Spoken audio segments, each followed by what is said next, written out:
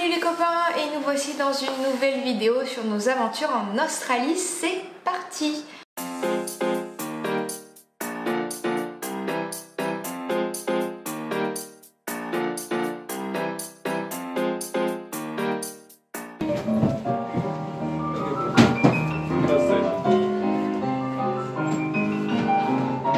La semaine dernière, on a visité le Melbourne Museum.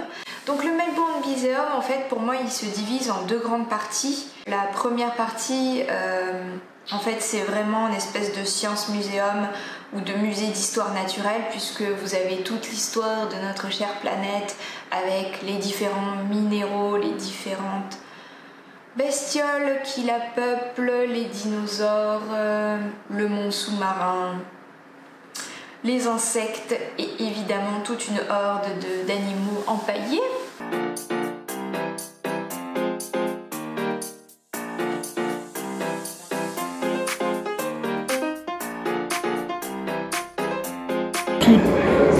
Tout confondu, c'est les plus gros yeux qui existent sur Terre.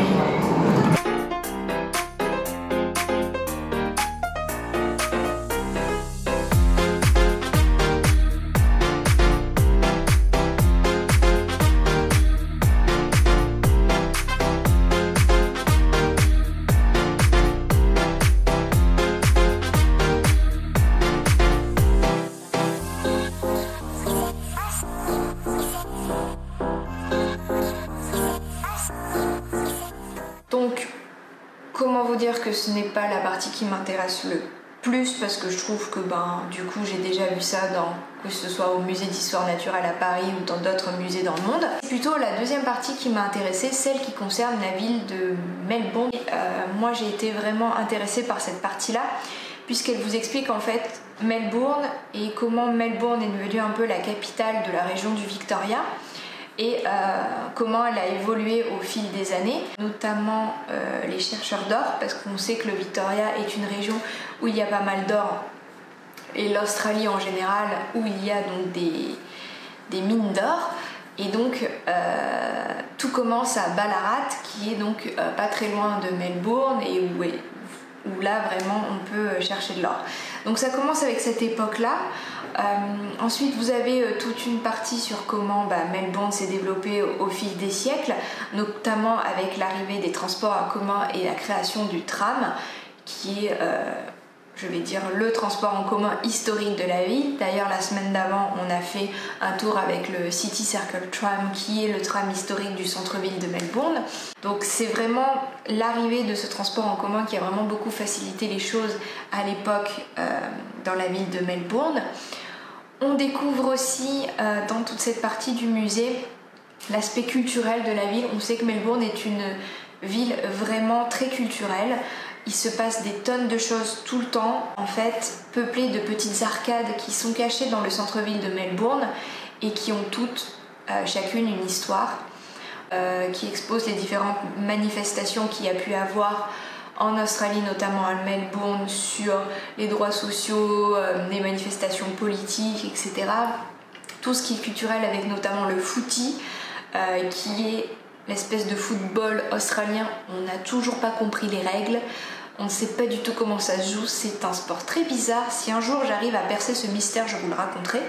Aussi toute une ambiance de festival de musique.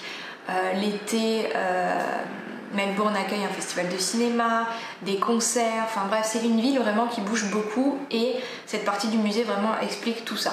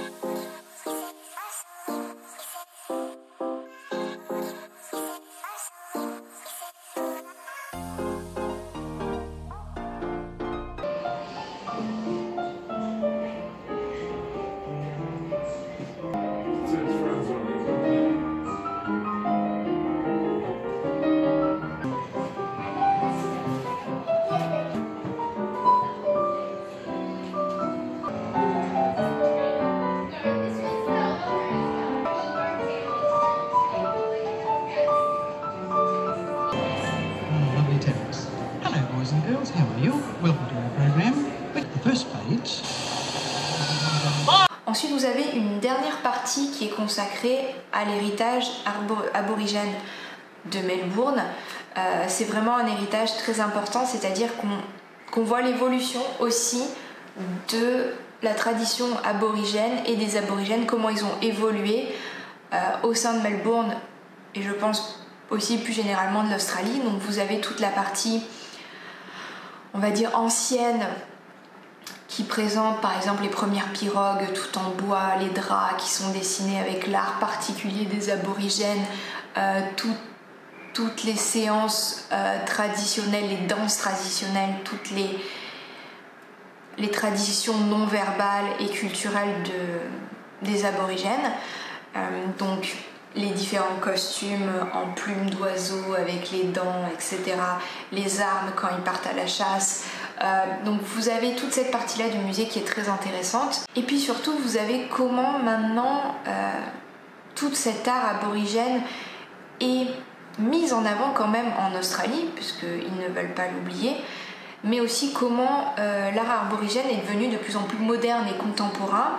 Et à travers cet art moderne et contemporain, ils essayent de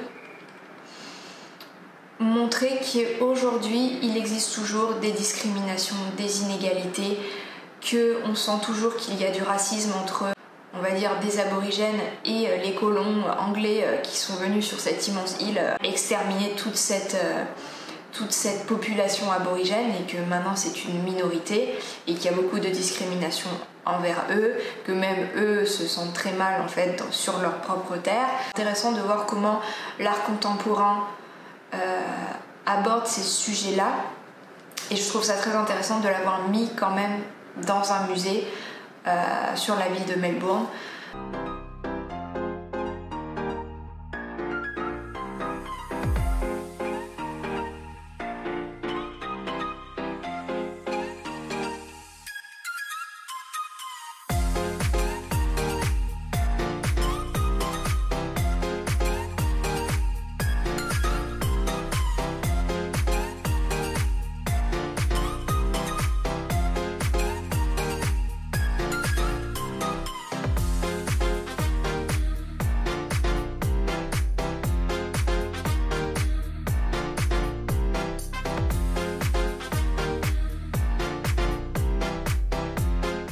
Donc voilà ce qu'on peut dire sur le Melbourne Museum.